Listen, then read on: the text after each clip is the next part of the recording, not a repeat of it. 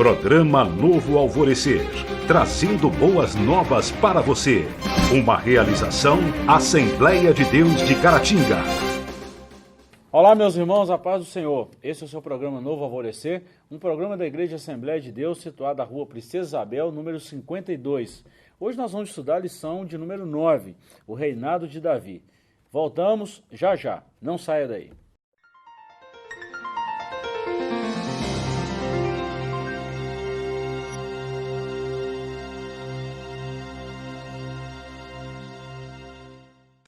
Irmãos, estamos de volta com o programa Novo Alvorecer. Hoje nós vamos estudar a lição O Reinado de Davi. A nossa leitura bíblica em classe está no segundo livro de Samuel, capítulo 5, versículos de 1 a 12. E o nosso textuário está em 2 Samuel, capítulo 5, versículo 12, que diz assim: E entendeu Davi que o Senhor o confirmava rei sobre Israel, e que exaltara o seu reino por amor do seu povo. Verdade prática. A glória do reinado de Davi deve-se, antes de tudo, à boa mão de Deus que estava sobre ele. A nossa introdução. Antes disso, quero cumprimentar o professor Joás e dizer que é muito bem-vindo mais uma vez no nosso programa. Amém. Introdução. O pujante reinado de Davi não foi circunstancial, aleatório ou por causa de habilidades natas para a guerra. No próprio texto bíblico, é dito que suas vitórias e fortalecimento se originavam de Deus. Os 33 anos que ele reinou em Jerusalém e os 7 anos e 6 meses que reinou em Hebrom revelam um rei protótipo do Messias que viria. Então nós vamos estudar nessa lição, professor, a confirmação dessa unção de Davi e o quanto tempo ele esperou para que chegasse a esse ponto. Primeiro ele reinou em Hebrom, 7 anos e 6 meses, 7 anos e meio, e depois ele reinou mais 33 anos em toda Jerusalém. E isso não se deu pela sua bravura, pela sua experiência, ou pela sua, vamos dizer assim, estrutura de rei. Se deu pela boa mão de Deus. Sim, e toda a história deixa claro que é Deus que está interferindo no processo todo, né, abençoando Davi, estendendo sua mão para livrar, muitas vezes, né, guardando do mal. Né, e o próprio Davi reconhece isso na leitura bíblica, no verso 10, né, Davi se ia cada vez mais aumentando e crescendo, porque o Senhor dos exércitos era com ele. Né? Então, Deus está participando desse processo. Né? Porque o mesmo Deus que ungiu Saul, ungiu Davi, né? Ele teve respostas diferentes desses dois. Verdade. Né? E a resposta de Davi foi agradável. Então, Deus estendeu sua mão para abençoar Davi. Nós vamos ver como Davi é constituído rei, que é o próximo tópico aí do nosso capítulo, e nós vamos ver 3 motivos para a sua escolha: Davi como pastor e chefe, e no terceiro tópico aí, entrando em aliança com o povo. Antes da gente falar sobre esses pontos fortes aqui dessa lição, e até mesmo da vida de Davi, é bom lembrar que Davi era um homem segundo o coração de Deus. Davi atribuía tudo de benefício à sua vida, a responsabilidade era dele, claro, mas ele atribuía tudo isso a Deus. Isso é um ponto muito forte de se destacar em Davi, né? Ele reconhecia, né, a grandeza de Deus na vida dele. Né? A gente vê, foi tema da aula passada, né? A gente vê, por exemplo, o confronto com Golias. Né? Sim. Ele tem uma funda, 5 pedrinhas, né? E Saul tenta colocar uma armadura nele, espada. Ele, não, isso aqui não está servindo, não está funcionando, não vai funcionar. E não funcionaria mesmo. Né? Quem olhava para Davi o tempo todo com funda e pedrinhas. Né? De repente vê um garoto cheio de armaduras, com espada e tal. Isso não faz parte do cotidiano dele, da vida dele. Né? Isso não faz parte, não é quem ele é. Né? Ele é o Davi da funda e das pedrinhas. E olha que interessante quando você lembrou desse fato. Quando ele foi falar com Saul, que também as lições nossas são muito ligadas e eu acho isso fantástico também. Ele até falou assim, Saul perguntou: rapaz, mas você nunca teve em guerra? Ele estava falando: não, quando eu estava cuidando das ovelhas do meu pai, eu matei um leão e um urso. Olha que interessante, matar um leão e um urso, ele falou assim: o Senhor me ajudou. Ele reconhecia sempre a graça, a soberania e o poder de Deus na vida dele. Ele sempre atribuía ao Senhor. Sempre atribuía. Tanto é que a sua arma é assim, inferior a uma armadura e espada. Exato. Digamos assim, né, inferior. Né? Mas ele fala que o Senhor que me livrou do leão e do urso vai me dar essa vitória aí também. Olha que interessante, a Bíblia a gente vai estudando, vai vendo alguns pontos, dá para ligar alguns pontos, como Steve Jobs falava, né? A gente nunca liga um ponto olhando para o futuro, a gente liga um ponto do futuro olhando para o passado. Isso é legal isso. E quando a gente olha Paulo falando assim que as nossas armas não são carnais, mas sim espirituais, se Davi conhecesse esse texto... E poderosas em Deus. Não é? Se ele conhecesse essa escrito na época, claro que não estava escrito, mas de uma forma prática, ele sabia muito bem que as armas dele eram poderosas em Deus. E ele disse isso para o próprio gigante, né? Sim. Eu vou a ti em nome do Senhor dos Exércitos. Ele reconheceu o poderio dessa arma, né? A autenticidade. Isso é muito bacana. Olha bem, 3 motivos para a escolha de Davi. Nós vamos ver aí, dentro desses 3 motivos aí. Ninguém é colocado em uma posição apenas por acaso. Tem de haver algum mérito para isso. Davi foi aclamado por toda a tribo de Israel, a parte norte, e ungido por 3 razões. Primeiramente, ele preenchia todas as condições da realeza, o que prontamente excluía a possibilidade de uma liderança estrangeira, ou seja, um líder formado do meio do povo. Primeira característica. É nosso irmão, é de Judá. Né? É nosso. É nosso irmão. É nosso, é daqui, a gente conhece. Pois era irmão da nação. O segundo motivo para escolher Davi foi devido à sua liderança militar. Como é que um rei ia ser escolhido se ele não tivesse autoridade militar? Também impossível. As próprias filhas, né, de Israel cantavam lá. Davi, conheciam, né? Saul matou milhares, mas Davi, dezenas de milhares. Muito mais. Né? Muito mais. Um guerreiro nato. E tanto. Né? Nato. O terceiro motivo estava pautado em uma promessa da parte de Deus. Então nós vemos 3 pontos essenciais. Primeiro, olha bem, ele preenchia todas as condições de realeza. Era um homem nobre, fiel, digno. Segundo, ele era um homem de guerra, ele estrategista. E terceiro, que deveria ser o primeiro, ele tinha uma promessa de Deus. Um líder sem qualquer uma dessas qualidades aí... Fora. Não é um líder tão bom assim, né? Não acho que não... Eu acho não, né? Sucesso assim. Não passa pelo crivo da palavra, não tem essas condições, dificilmente vai dar certo no trabalho que vai desenvolver. Davi como pastor e chefe. Na Bíblia, a figura do pastor de ovelhas serve para descrever os governantes de Israel. Está escrito que Davi deveria agir como chefe e pastor do rebanho. Vamos fazer só uma analogia. Chefe e pastor. Olha que junção bacana. Para ele ser um chefe, ele precisava dar o apoio, emprestar o ombro, carregar, cuidar dos seus liderados. E ele já tinha uma experiência muito boa nisso quando ele era pastor. E assim, em momentos ele tem que dar ordens, né? Fazê-las cumprir. Sim. Né? Em outro momento ele tem que curar feridas, sim, jogar no ombro, carregar, né? Junto ao peito. Verdade. Líder tem essas nuances, né? A liderança tem dessas coisas. Né? E por falar em liderança, nós falamos na lição passada aí, sobre os estilos de liderança, os perfis de liderança. E alguém até pergunta pra gente, assim, em sala de aula ou da graduação, alguma coisa desse naipe aí. Qual que é o perfil correto de liderança? Autoritário, liberal, democrático? Qual que é o perfil? E geralmente a gente responde o seguinte: o líder, ele precisa ele precisa navegar nesses 3 perfis. Tem hora que ele tem que ser autoritário, tem hora que ele tem que ser democrático, tem hora que ele tem que ser liberal. Ele precisa ter esses 3 princípios de liderança.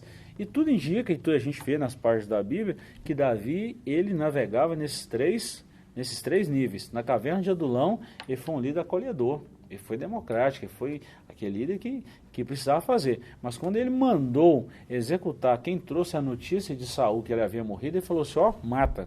Então ali ele foi um líder autoritário. Então ele exercia essas 3 funções, perfeito para essa liderança. E assim, com todas as analogias possíveis, né? Isso cabe para qualquer liderança. Sim, né? Sim, sem dúvida. Esses 3 motivos que são narrados aqui, né? Um líder, se não tiver uma postura de alguém familiar, alguém acessível, né? É nosso, é da casa de Judá, ou seja, é acessível. Eu posso chegar. Conhece, né? Ele é dos nossos, ele não vai nos tratar com indiferença. Né? Então, é a primeira característica que aparece aí. Né? Tem que ser guerreiro. Né? Você vê um líder pedindo para todo mundo suar a camisa. Ele não vai. E você vê ele distante, né? Não funciona. Então, todo líder tem que ser guerreiro também. Né? Sim. E esse último aí, que você mesmo disse que é o mais importante, né, pastor? foi escolhido, tinha uma promessa de Deus. Ele foi escolhido antes de ser escolhido pela nação, foi escolhido por Deus. Aqui a gente vê uma segunda unção aqui, né? Todos de Hebrom unge Davi rei, né? Mas antes disso Deus já tinha ungido. Já havia sido escolhido, né? Então é tremendo isso aí. Né? Olha bem, o terceiro tópico, nós já entrando nele aí, percebendo isso aí, Davi, ele tinha essas características e ainda tinha uma aliança com o povo, o que fortaleceu o seu reinado. Isso é muito importante. Ser rei sem ter os seus liderados à sua disposição, esquece, não vai dar certo. Mas Davi tinha. Coisa que Saul não tinha, né? Juntos. Coisa que Saul não tinha. Ou seja, ele não apareceu só na hora de pedir o voto, né? Ele estava ali constantemente. Saul tinha antipatia de todo mundo. Não, ele era... Por causa das suas próprias atitudes. Né? Verdade, verdade. Olha bem, nós estamos indo para um breve intervalo, voltamos já já com o nosso segundo tópico da nossa lição.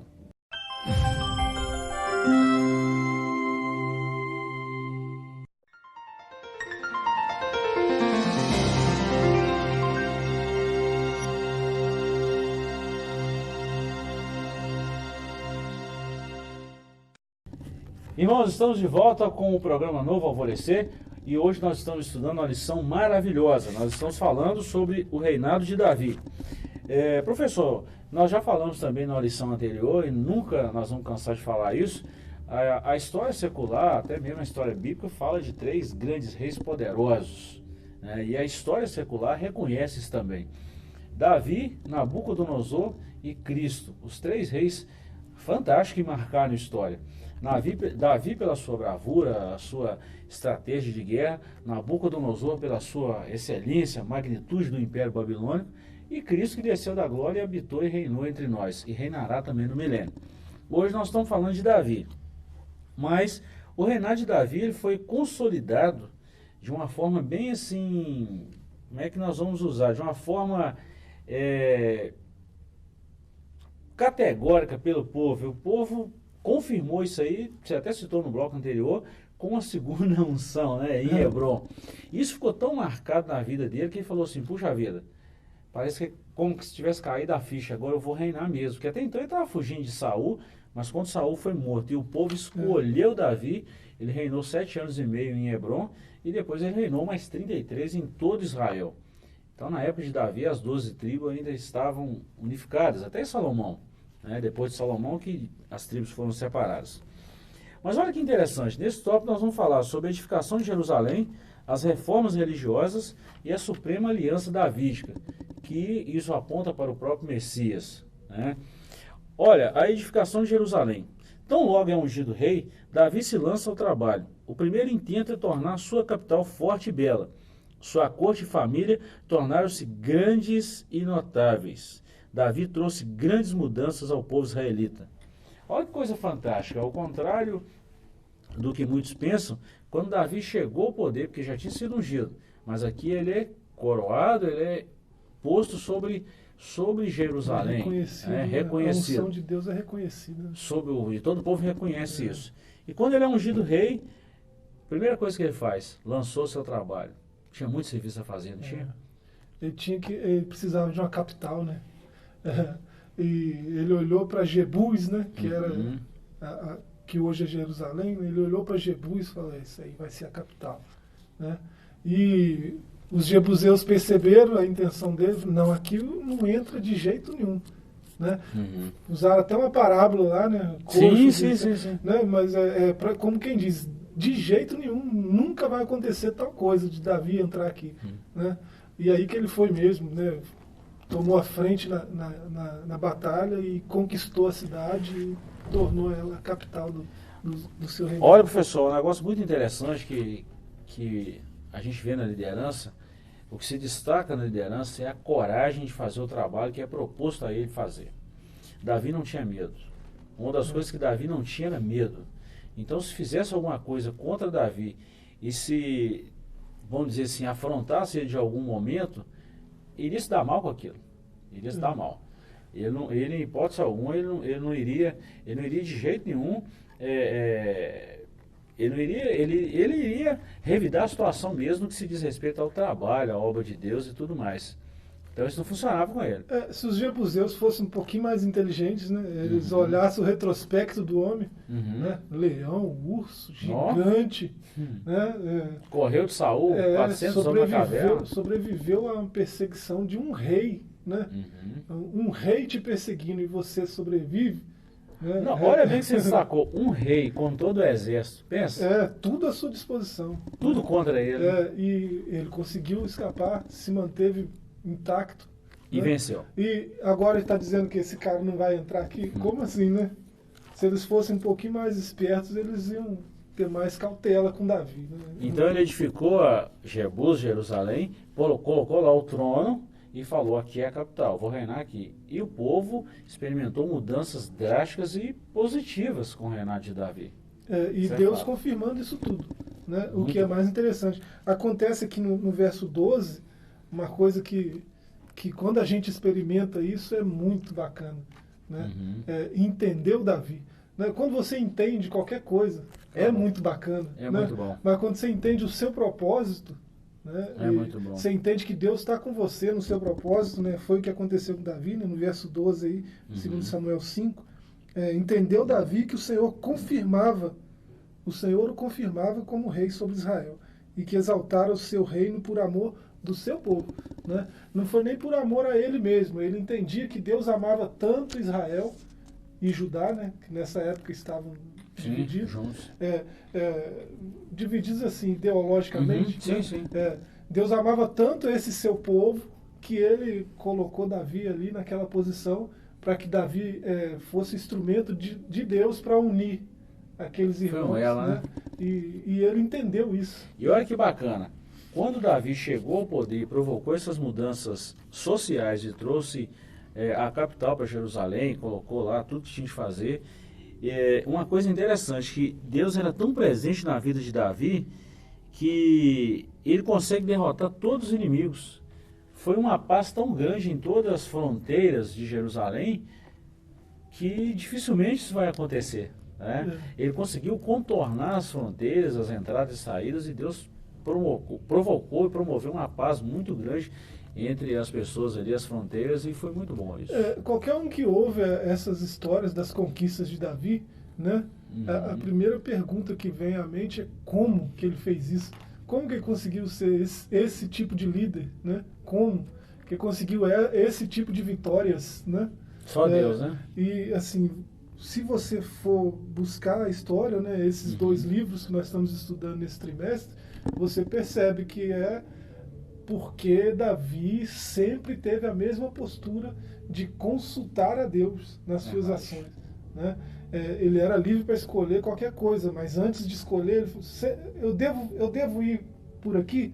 E o Senhor dizia para ele, sim ou não. Né? Vai ou não vai, eu sou contigo ou não. E ele respeitava isso. E ele respeitava o que Deus falava com ele, a direção de Deus, o direcionamento de Deus para a sua liderança.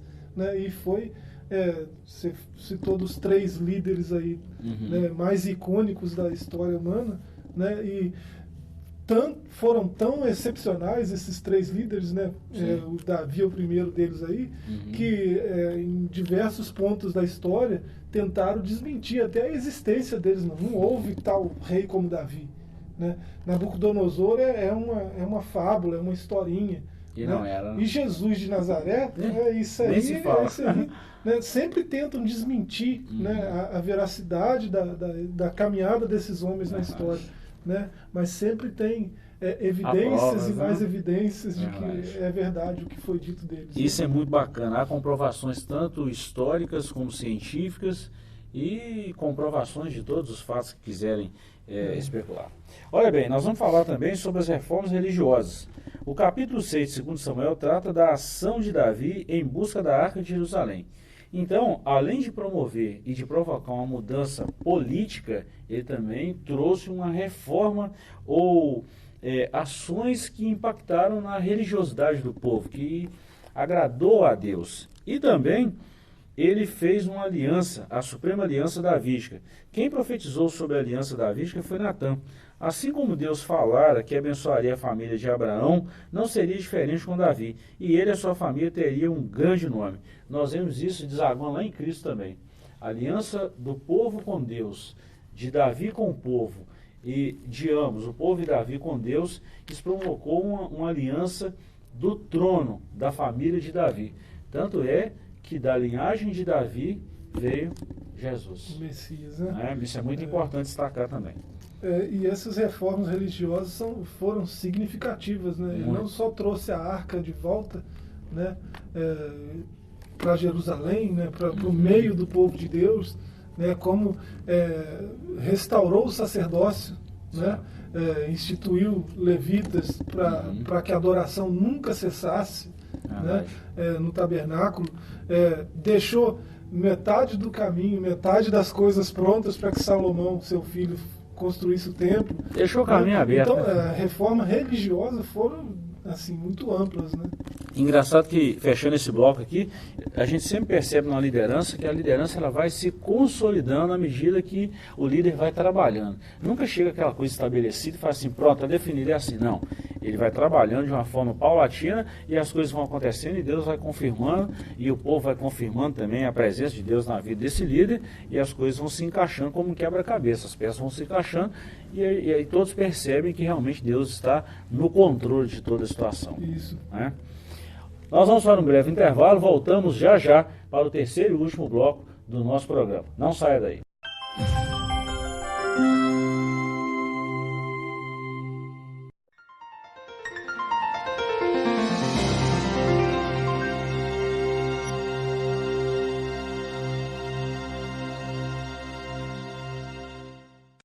Irmãos, estamos de volta com o terceiro e último bloco do nosso programa e queremos aproveitar o ensejo para te convidar a participar conosco em uma das nossas escolas bíblicas dominical. Geralmente acontece aos domingos, de 8 às 10 da manhã. E você é o nosso convidado especial. Esteja na liberdade em nos fazer uma visita e participar desse estudo in loco em uma das nossas igrejas. Aqui no centro de Caratinga, a Assembleia de Deus está na Rua Princesa Isabel, número 52, e nós teremos a honra de recebê-lo aqui na nossa igreja. Fica aí o convite. Professor, nós vamos falar da grandeza política do reinado de Davi e também subdivide em 3 tópicos. Primeiro, as realizações militares, a administração de Davi e o culto público. Primeiro nós vamos falar das realizações militares.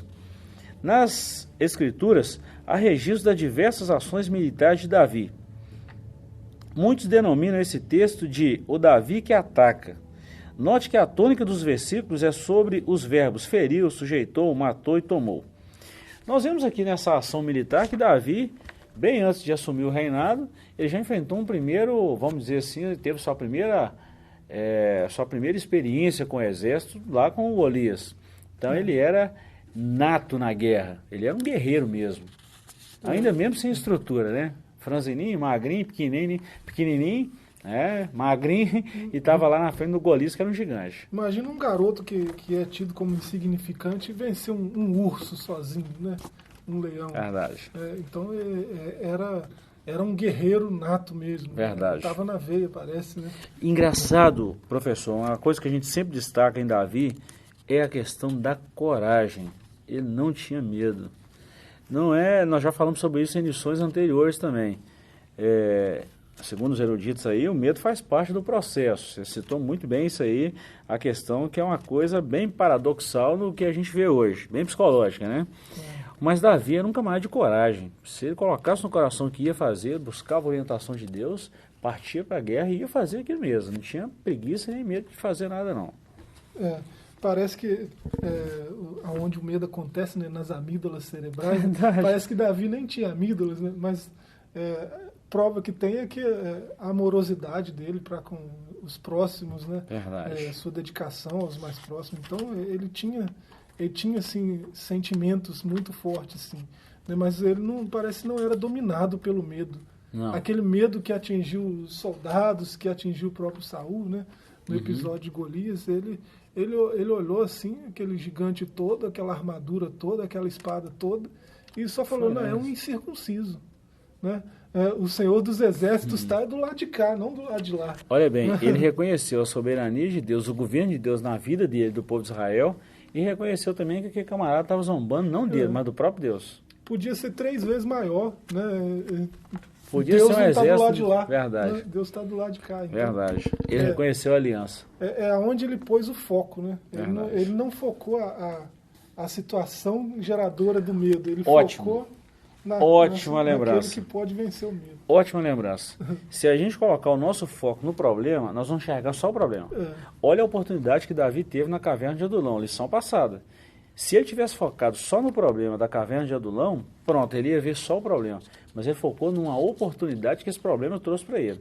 Então, nessa questão aqui, ele teve um outro foco. O foco de Davi não foi no exército inimigo, mas foi em Deus que estava com eles e queria dar vitória contra o exército inimigo. Isso é muito bacana. Olha bem, professor, nós vamos falar agora das administrações de Davi. Quando a gente fala da administração de Davi, nós estamos pensando logo no reinado, nos seus súditos, em todo o palácio, etc. Quando a gente olha para a empresa hoje formal no Brasil, em qualquer lugar do mundo, nós vemos essa empresa por departamentos. Tem o departamento de marketing, cobrança, crédito de cobrança, analista, e por aí vai, a logística, e por aí vai nos departamentos da empresa. Com Davi não é diferente. Olha que interessante. No comando das tropas estava à frente Joabe. Dispensa comentário quem é Joabe, um general por excelência. Havia uma guarda real, um superintendente da corveia, que lidava com os estrangeiros. No campo religioso, Davi tinha 2 sacerdotes, Zadok e Aimeleque, um cronista e um escrivão, os quais eram responsáveis pelos registros e documentos do Estado, dentre outras nuances administrativas. Esse corpo administrativo não era autônomo, todos agiam com a permissão do rei, e por ele eram supervisionados. Cada setor só poderia agir ou fazer algo com a anuência dele.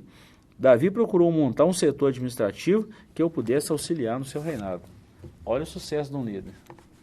Organizar as coisas. Muito bem definido. Colocar cada coisa no seu lugar, né? E não perder nada de vista.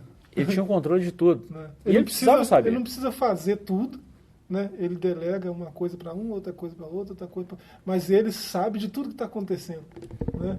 Ele supervisiona todo mundo, né? E todo mundo faz as coisas de acordo com a visão dele. Eu vou te falar um fato curioso. Sabe de onde vem o primeiro conceito da administração? Que é a descentralização, fatos que a gente precisa delegar, que é o fato que Davi fazia, vem do conselho de Jetro a Moisés. Então esse conselho a gente vê também na vida de Davi. Ele tinha vários membros, os membros reportavam a ele sabia de tudo que se passava no seu reinado, mas ele tinha a ordem e a obrigação de delegar tarefas. É o papel da liderança. Se o líder pensar que vai fazer tudo sozinho, ele vai se dar mal com isso. Ele não tem condição de fazer tudo sozinho. Mas quando ele tem boas pessoas, bons homens e mulheres ali ao lado dele, bons administradores, é sucesso. Porque é fato que tudo isso aí era responsabilidade de Davi. Sim. Né? Tudo responsabilidade dele. Ele devia zelar por isso tudo. Claro. Né?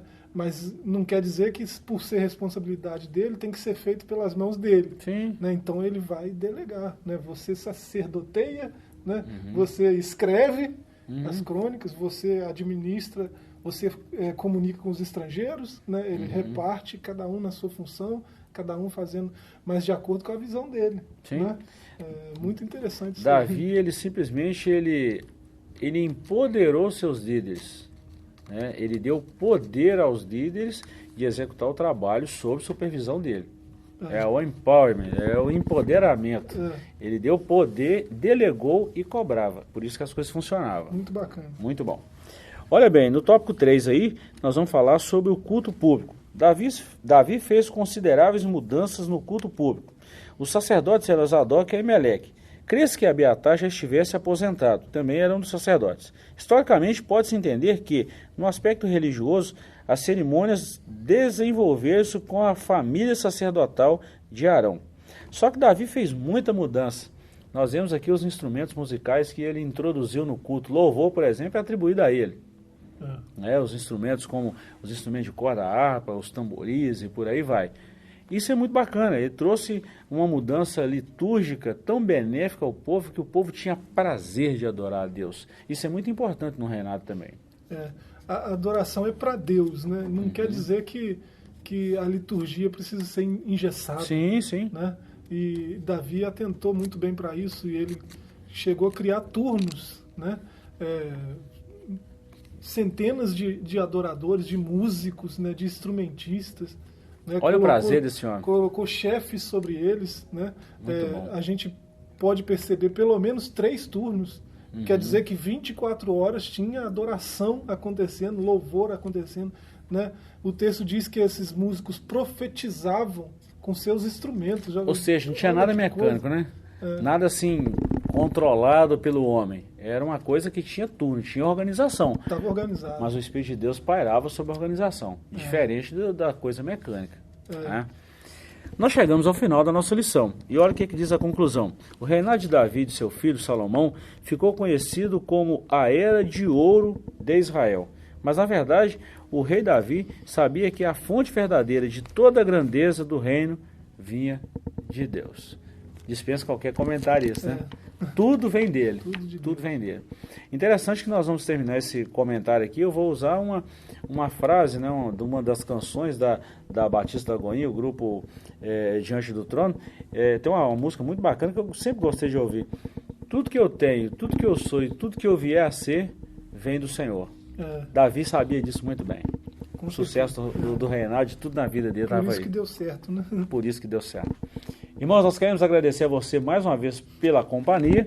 Esperamos tê-lo em breve em uma das nossas igrejas. E fica aqui o nosso forte abraço e convidamos para o próximo programa. Deus te abençoe e até lá.